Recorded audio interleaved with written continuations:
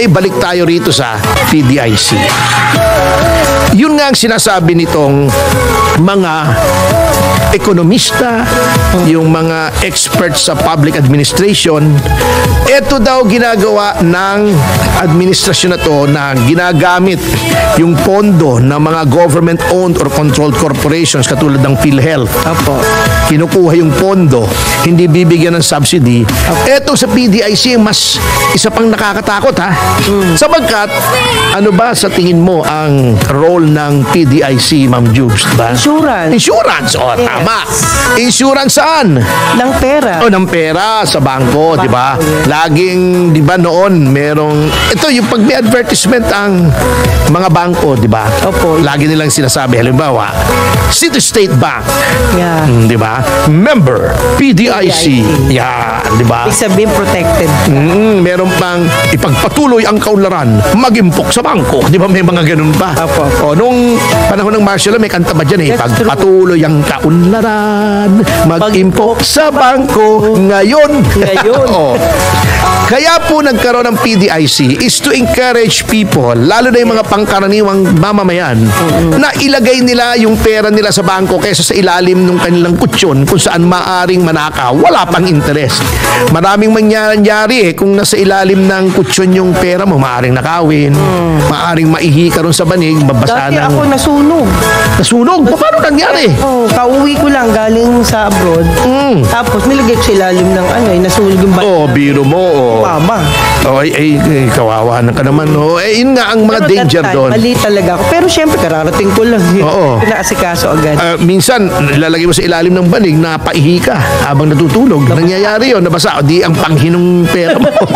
Baka nakakaya magbayad nun eh. Sige, eto nga, bilhin ko nga ito. Sabihin nung tindera, napakapaho naman ng pera nito. Pera nitong taong to. Grabe ka naman, sir. Yung pera, aamuyin mo pa ba yun? Hindi, kung mapanghi, di ba, iaabot mo yun eh, hahawakan niya yun eh. O, di ba? Mapanghi pa rin. O, di ba, pagka umiihi yung aso dun sa pader, mapanghi pa rin. O, di ba, kaya may naman nakalagay, bawal umihi dito. O, di ba, mapanghi ang Aso pader. lang ang umiihi. Oo, eh, marami palang asong nakatayo sa dalawang paa. Mapanghi yun. Ilang araw nang walang umiihi, mapanghi pa rin yun eh. Di ba? O. Ang panghi. Sige.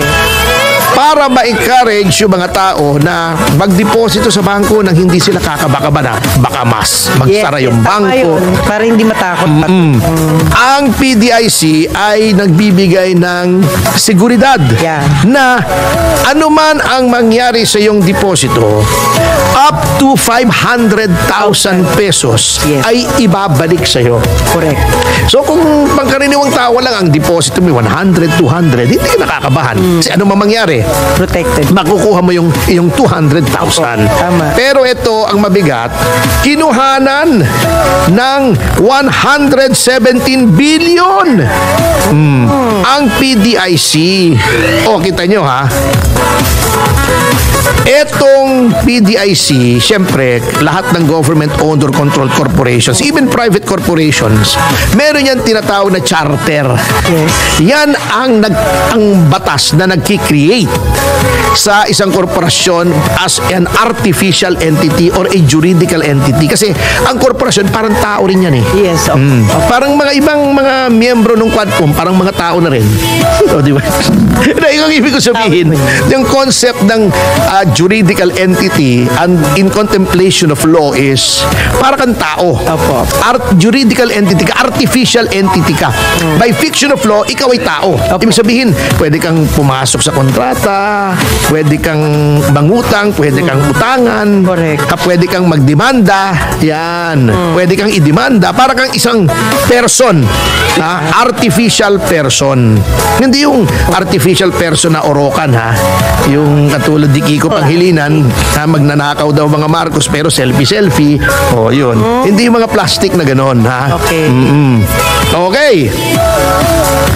Alam mo, yan ang gusto ko kay Commissioner Guanzon. For all her faults, at least hindi siya plastic. Kalaban niya si BBM noon, hanggang ngayon kalaban niya. Okay, anyway. Hindi siya lumilipa. Okay. Ayon sa charter ng PDIC, dapat mayroong reserba palagi ang PDIC ng 215 billion. Kunuhanan mo ng ng 117 billion. Ano nangyari doon sa reserbang 215 billion? Wala. Di nabawasan. That's around 55% noong required reserves. Opo. Kasi yung 215 billion, yun ay, that corresponds to 5.5% ng total deposits ng mga Pilipino. So, ang expectation ng PDIC, Yes. merong 5.5% na deposito sa bangko na kailangan nilang i-cover kapag may nagsarang bangko. Yan. Itong City State, hindi magsasara ito. Napakalaki na nito eh. Yung mga ibang bangko, ang usually mga nagsasara, mga rural bank, yung mga ganun. Pero may malalaki rin nagsasara bigla. Yeah. Yung ano ba yun? Yung, Dati nga, Bangko Pilipino. oo, yan. Oo. Ba? Kaya kailangan. Yan ang problema dito sa ginagawa na budget na ginawa na pala kasi batas na eh. Kinukuha nila yung mga reserves na kinakailangan for public service. Ito katulad niyan ha.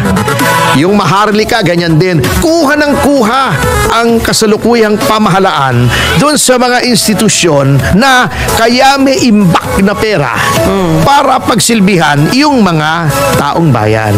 Katulad niyan, di ba? Natalakay natin dito sa ating programa. Opo. Yung Land Bank, saka yung Development Bank of the Philippines. Yes. Kinuhanan nila ng pera, nilagay sa Maharlika. Wala namang nangyayari sa Maharlika. Pero mo kung naitulong na yun sa mga magsasaka, doon sa mga start-up na businesses, yung mga gustong mag-umpisa ng negosyo Opo. na walang kapital, na kailangang mangutang sa bangko para magkakapital, inilipat mo sa Maharlika, wala pa naman nangyayari. Nasaan? Meron ba ni isang investment ang Maharlika ngayon? Wala tayong nalalaman. Opo, wala. Ang alam lang natin, sumisweldo ng 2 million a month, yung hinirang na hepe o presidente ng Maharlika with nothing to show for it. Nothing. Wala. Sino ba Pagkatapos, Ma'am Jules, maputo lang kita. Pagkatapos, bungkuna ng pera yung Land Bank at DBP, gusto mong bigyan ng susog yung charter na para taasan yung pondo. O saan naman manggagaling yun? O di kukunin mo na naman sa buwis o sa ibang kung saan mang impyerno nila kukunin, ang gulo eh. At yan ay dahil lamang sa Maharlika Fund at hindi lang yan sa AKAP pa. At ayon sa mga ibang ekonomista, hindi lang pala yung sinasabi nating 350 billion, 713 billion na pala ang nasa unprogrammed. Can you imagine? Unprogrammed. Ngayon, ang kakapal talaga ng mukha nitong mga ibang kongresista natin, hindi naman nila lahat, may mga kaibigan tayo dyan. Biro mo ngayon, hinihiling nila kasi may election ban na hindi ka pwedeng mamigay o gumawa ng public works o mag-transfer ng mga tao habang eleksyon para hindi magamit yung poder ng mga ibang opisyal para isulong yung kanilang pangsariling interest para sa pamumulitika. Siyempre, magbibigay ka ng pera. Hinihingi nila sa COMELEC na yung AKAP daw ay i-exempt sa pagdi-disperse election ban. Alam nyo, parehong-pareho doon sa Dengvaxia ni Noynoy na ito ay election ban na ay ginagamit pa rin yung pondo ng Dengvaxia. Ayan, may kaso rin si Congressman Garin, baka nakakalimutan ng mga tao.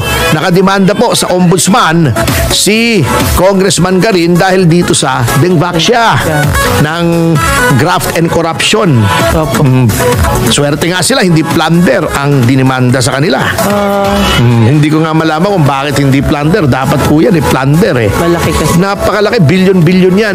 Ganon din ang ginagawa nitong administrasyon na to na laging ginagawa ni Pangulong Noynoy Aquino. Ginagamit yung pondo ng bayan para sa eleksyon. Noon, pinapa-exempt yung Dengvaxia. Mag-e-eleksyon na, nagbabakuna pa, ina-announce, kung yan sa private doctor, so 10,000, 15,000 ang nagastos nyo. Dito kay Noynoy Aquino, kay Mar Rojas, libre. Sinasabi yun. Meron kami mga affidavits na ganon. Hindi po haka-haka ito.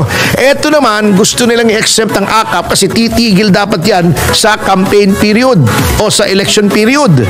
Hindi sila pwedeng magbigay. Sinasabi nila sa COMELEC, i-exempt nyo to, pwede pang kaming mamigay.